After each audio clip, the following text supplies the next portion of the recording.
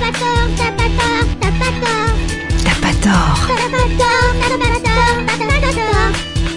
pas tort avec Philippe Bétourné. Bonjour tout le monde et bienvenue dans l'émission T'as pas tort. T'as pas tort, l'émission qui vous met à l'or, l'émission de Philippe Bétourné. Une émission toujours bien sympa que vous retrouvez sur Jobon, bien sûr, également en podcast et puis sur YouTube. Il la partage, il vous explique plein de choses, il vous donne plein de conseils, Philippe. Alors Philippe, aujourd'hui, le sujet, ça va être la relation toxique. Comment savoir si on est dans cette relation, en vie privée ou au travail? Bonjour Philippe. Bonjour Marco et bonjour à vos auditrices et auditeurs. Et oui, qu'est-ce que c'est que ça? La relation toxique. En voilà une affaire, comme on dit en Belgique. Tout à fait.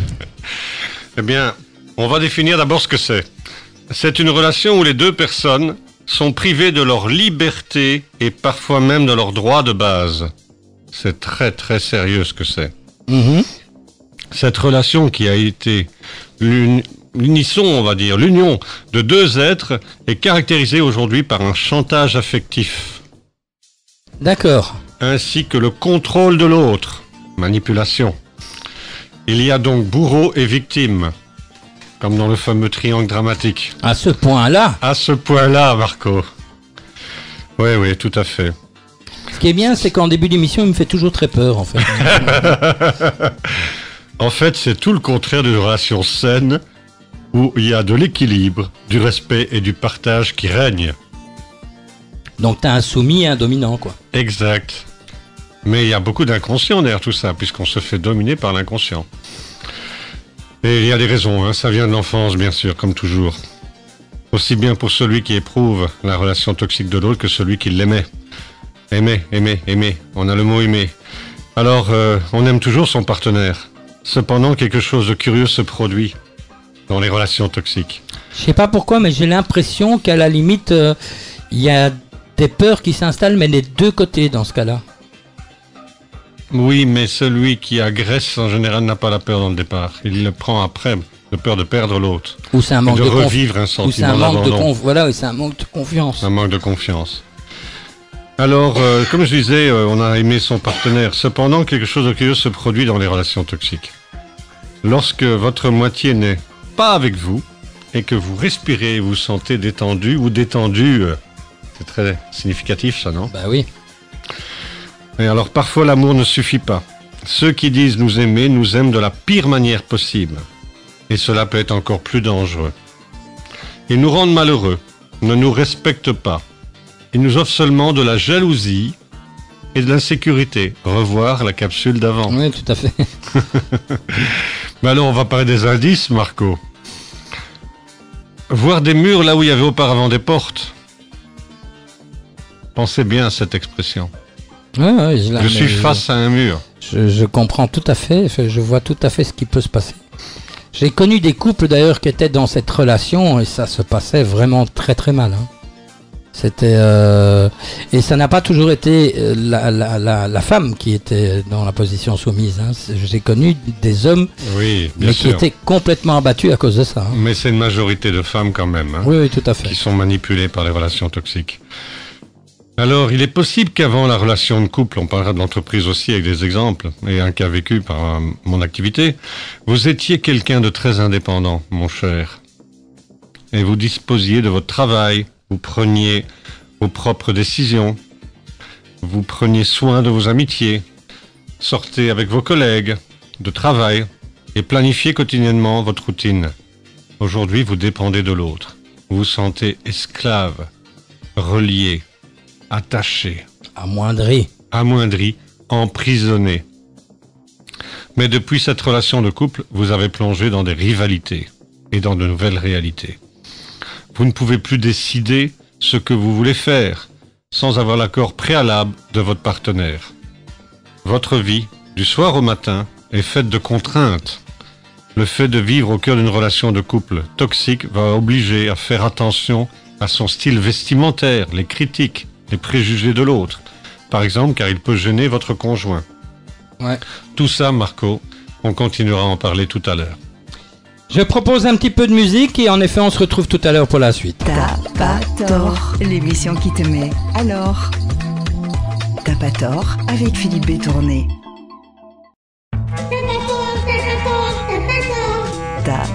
tort avec Philippe Bétourné. L'émission qui te met alors. T'as pas tort, l'émission qui vous met alors la relation toxique. Comment savoir si on est pris dans cette relation en vie privée ou au travail? Philippe Bétourné vous répond. Donc on disait qu'on va devoir faire attention à son style vestimentaire, surtout pour une femme. On va commencer à mettre des limites aux choses qui étaient normales pour elle auparavant. Par exemple, le maquillage. Se maquiller différemment, pour plaire à l'autre. L'utilisation privée du téléphone. On va devoir masquer son téléphone parce qu'il va être saisi constamment. Les retours à la maison un peu plus tard que prévu. Tout va être interprété, analysé, dialogué, audité, démontré autrement. Vous commencez à avoir des limites claires s'imposer dans vos perspectives d'avenir. Le partenaire n'a pas forcément envie que vous progressiez non plus professionnellement. J'en ai connu. C'est pour avoir la maîtrise financière sur l'individu, ça. La maîtrise simplement. Simplement. La maîtrise. Du jour au lendemain, vous voyez des obstacles se mettre en travers des rêves, qui étaient pourtant les vôtres et les siens, et partagés. De jour en jour, on va bâtir une carapace autour de soi. L'équilibre émotionnel est vulnérable. Toute émotion ne pourra pas être exprimée devant la personne. C'est parce qu'elle a changé, mais parce qu'elle était comme ça au fond d'elle-même.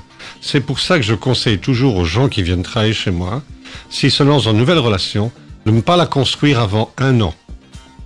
Mais quelqu'un qui lance une relation toxique comme ça, c'est un manipulateur narcissique? C'est quelqu'un qui est en souffrance. C'est un individu comme tous les autres, Ben, mais qui a mis du narcissique, temps à dévoiler sa personnalité. Les manipulateurs narcissiques, non. C'est beaucoup plus complexe que ça. Ah ouais. Ça appartient à la psychose. Ben, c'est de la pathologie, hein. C'est de la pathologie lourde. Narcisse, ça veut dire qu'il ne regarde que lui-même. Manipulateur, parce qu'il a besoin de prendre le chemin de l'autre, contrôler tout ce que fait l'autre. Mais c'est une relation toxique, c'est la pire. Mais un manipulateur narcissique se détecte très vite. Aujourd'hui, on en parle, on écrit des livres, il y a plein de choses. Il y en a qui jouent avec, hein. On joue avec, et de toute façon, on va pas en parler là, parce que c'est une émission elle toute seule. Le manipulateur narcissique, c'est quelqu'un qui ne veut que détruire pour contrôler. On est dans autre chose encore. Il ne veut pas s'imposer, il veut détruire. Et c'est une relation toxique qui vient de l'enfance, due à une castration de mère souvent. C'est souvent la mère pour l'homme. Et il se venge. Il se venge.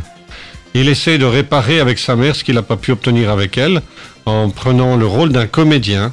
Mais c'est tellement profond, ça travaille dans l'inconscient, ça fait partie de ses névroses. Ça devient, le personnage devient ce qu'il joue. C'est traité en général par des psychiatres. On va pas aborder ça, je vous conseille d'aller écouter le film qui va sortir dans 2-3 mois, dont le closing a été fait chez moi dans mon cabinet. On s'est adressé à un expert pour faire le closing de ce film. Ça s'appelle Le cœur ou la raison, de Chantal Declercq, qui est une actrice belge et son premier film en court-métrage. Ça traite uniquement du pervers narcissique, avec histoire vraie. Voilà. Donc, je disais, du jour au lendemain, on va perdre ses obstacles, on va se mettre en travers de ses rêves, pourtant tout ça faisait partie de nous. Bien des personnes ont débuté leur relation par une grande passion.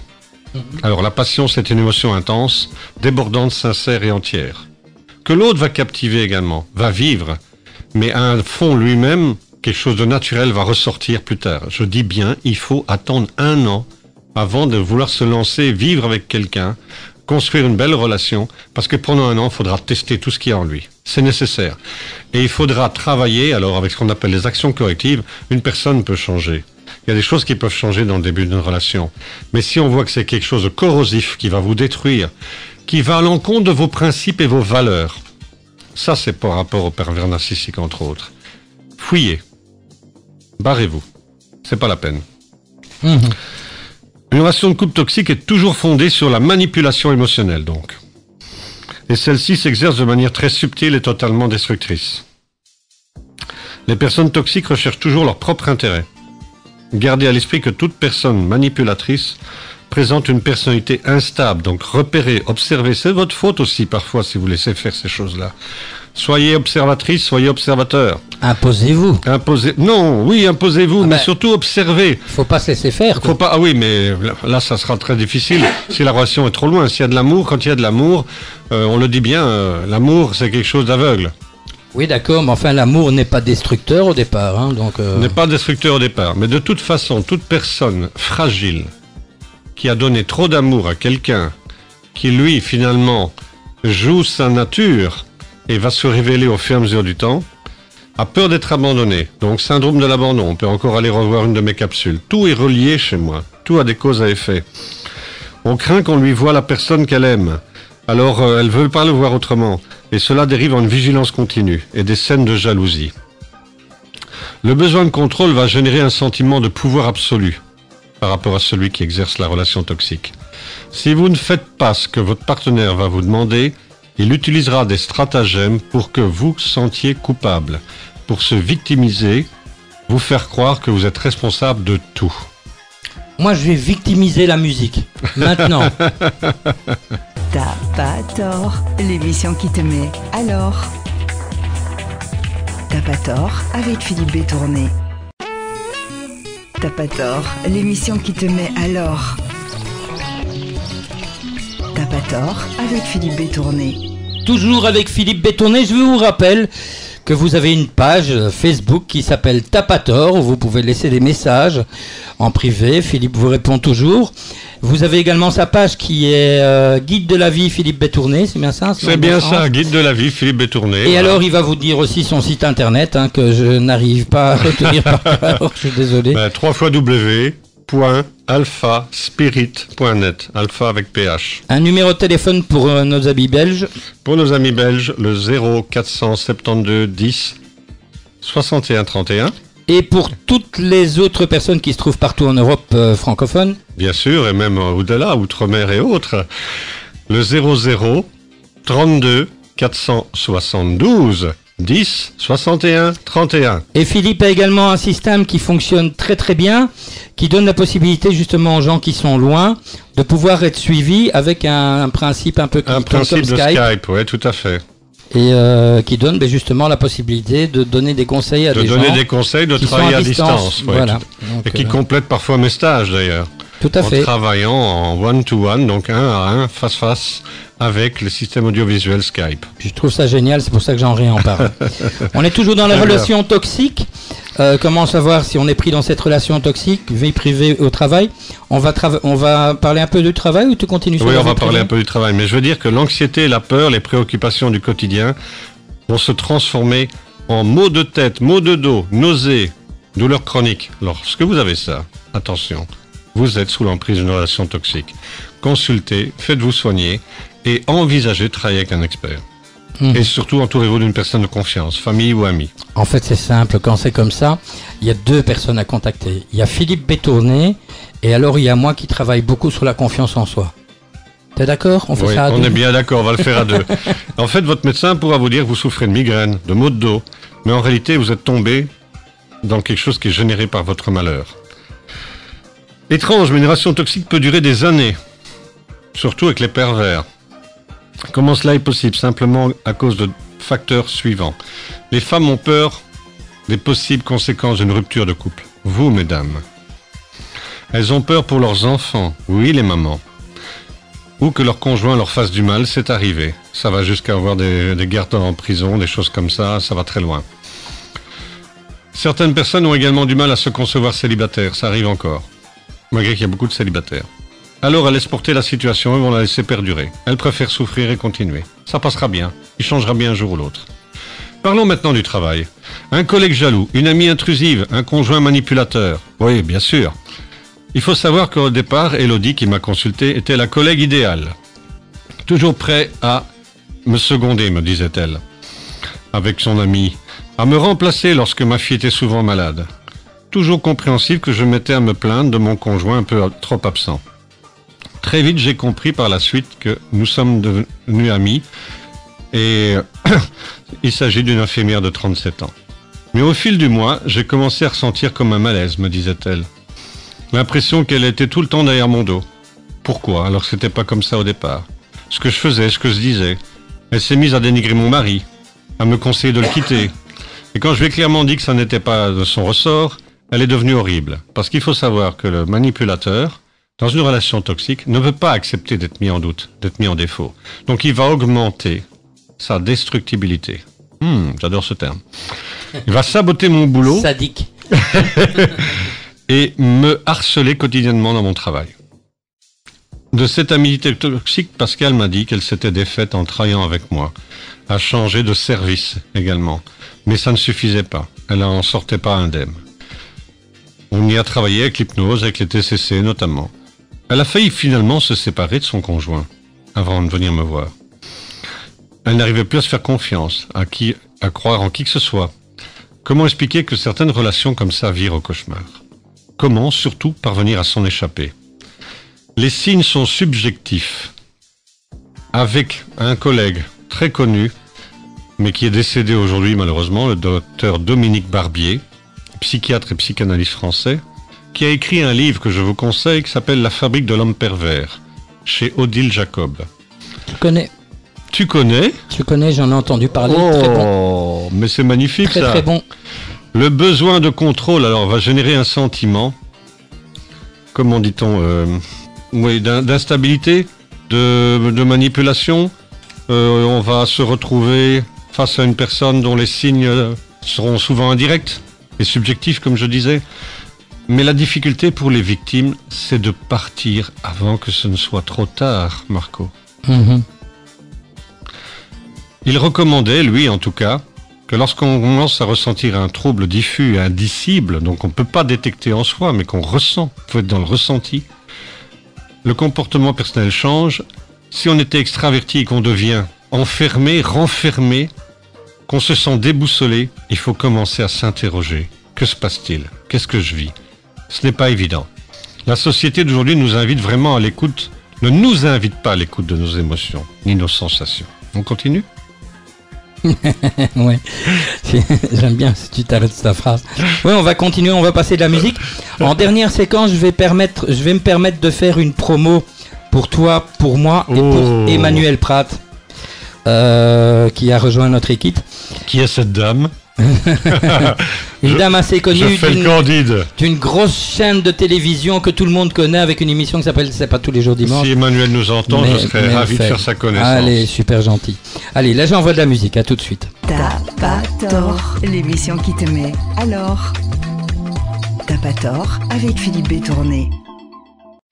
T'as pas tort, l'émission qui te met alors. T'as pas tort avec Philippe Bétourné. Voilà, toujours dans Tapator, je vous avais dit, je vais faire une petite promo. En fait, je vous explique. Vous êtes une entreprise, vous avez un groupe de personnes et vous voulez organiser un séminaire qui va vous servir réellement.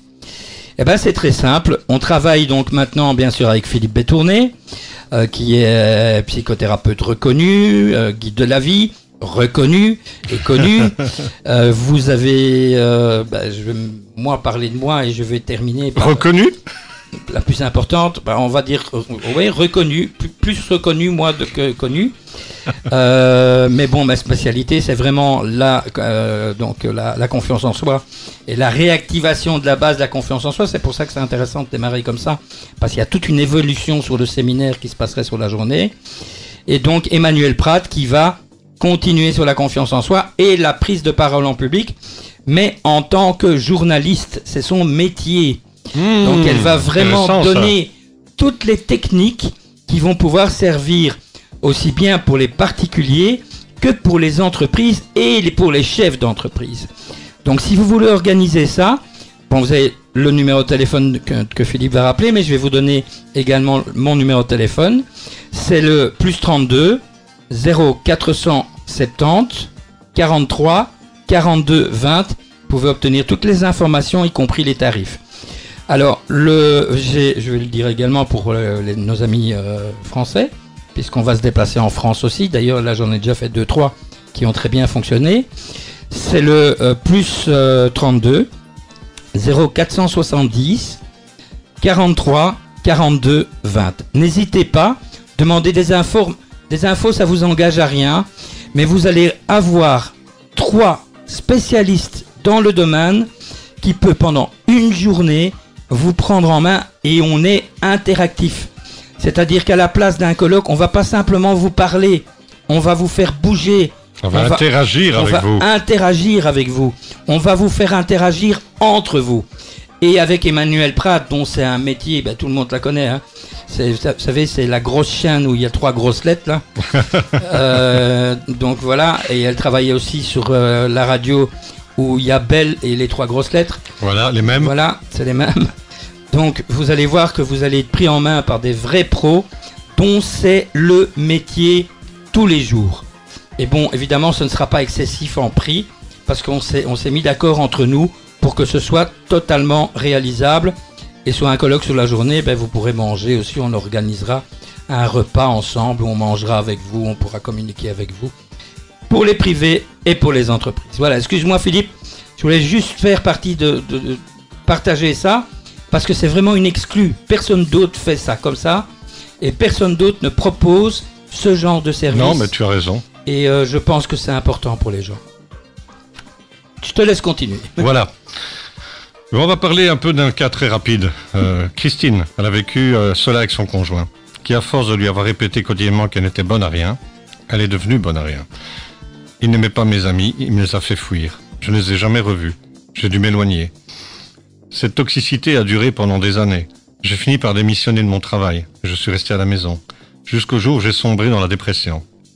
À ce moment-là, j'ai commencé, grâce à ma mère, car il faut une personne de confiance, à ne plus me laisser évincer. Elle m'a emmené quasiment à fuir et m'a emmené chez elle.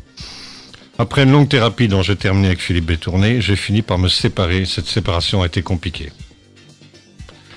Christine a repris vie, elle est consciente d'être passée près du suicide.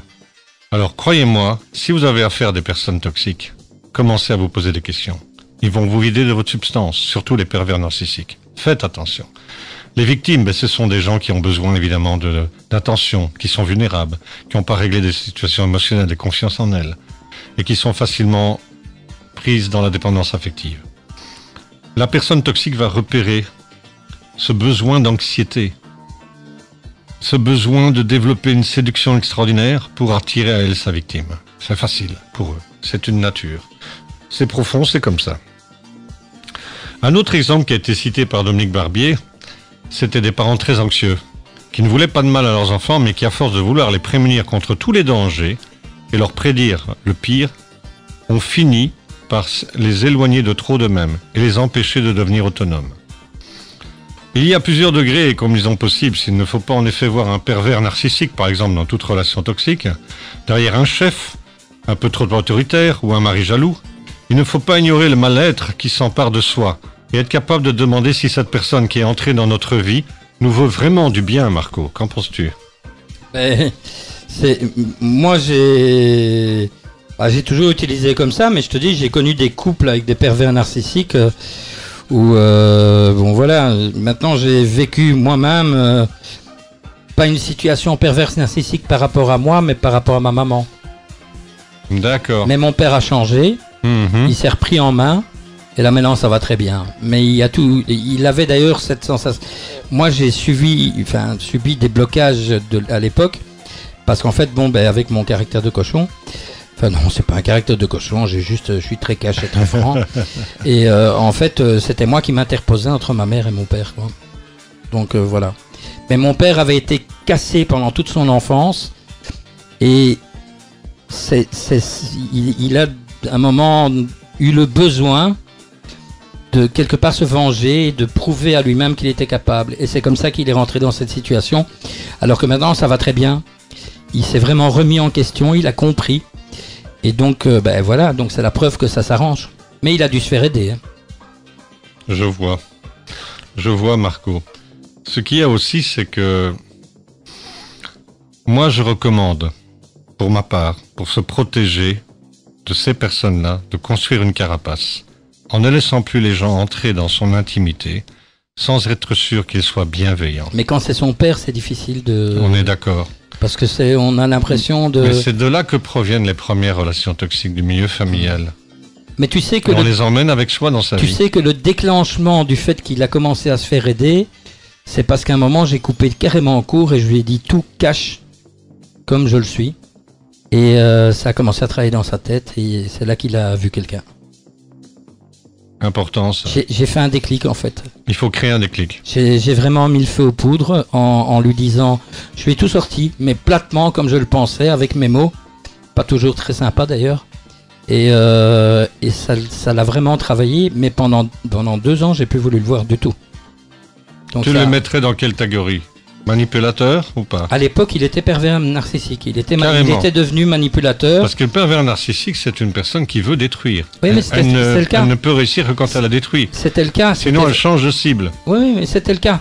C'était le cas, et c'était vraiment... Mais il avait vraiment cet esprit de vengeance du fait que ses parents, à lui, il l'avaient détruit. Et il reproduisait tout simplement le mimétisme, on reproduit ce qu'il avait vécu. Mais bon, ce qu'il y a, c'est que moi j'ai un caractère très très fort, je suis un dominant, et je me suis jamais laissé faire. Et un jour, j'ai pris 1 heure où il s'est pris des claques mentales pendant 1 heure, qu'il a fini par pleurer, quoi. Waouh. Et là, 1 semaine après, il allait voir un psy. Et c'est tout à fait fini. Il est avec ma mère, il est complètement différent. Dès qu'on commence une thérapie, dès qu'on commence à, comment on appelle ça, se remettre en cause, ça va beaucoup mieux. On est dans la dernière partie? C'est la dernière émission, donc je te laisse clôturer. D'accord. Alors il faut bien prendre conscience que la vie n'est pas qu'un club de vacances. Et que l'être humain est mu par des pulsions souvent destructrices. Pensez-y bien. Et moi, je voudrais terminer en disant que la société d'aujourd'hui, Marco, fondée sur la jouissance et l'individualisme, ne permet pas d'améliorer les communications et la gestion des émotions entre les gens, entre les personnes qui veulent s'aimer. Alors, cette société fabrique de plus en plus de pervers. On va en voir de plus en plus. Alors, il est temps d'en parler. Il est temps de pouvoir s'en prémunir. Et pour s'en prémunir, je vous conseille de réécouter cette émission. Et tu sais quoi? Je vais dire un truc moi aussi pour clôturer, mais ça va être trash comme d'hab. Hein. Vous savez où vous rencontrez le plus de pervers en politique? Il me fait une tête. No comment. Je t'assure. Là, l'affût du pouvoir est devenu une perversion. Oui, j'aime bien me faire remarquer de temps en temps. Au revoir, Philippe. En tout cas, je suis content de faire toutes ces émissions avec toi et avec nos auditrices et auditeurs. C'est formidable. On adore. Merci à tous. Merci à tous et toutes. Et revenez, réécoutez, partagez, c'est pour vous. Réécoutez le mercredi. On vous adore. Oui, c'est vrai. Au revoir.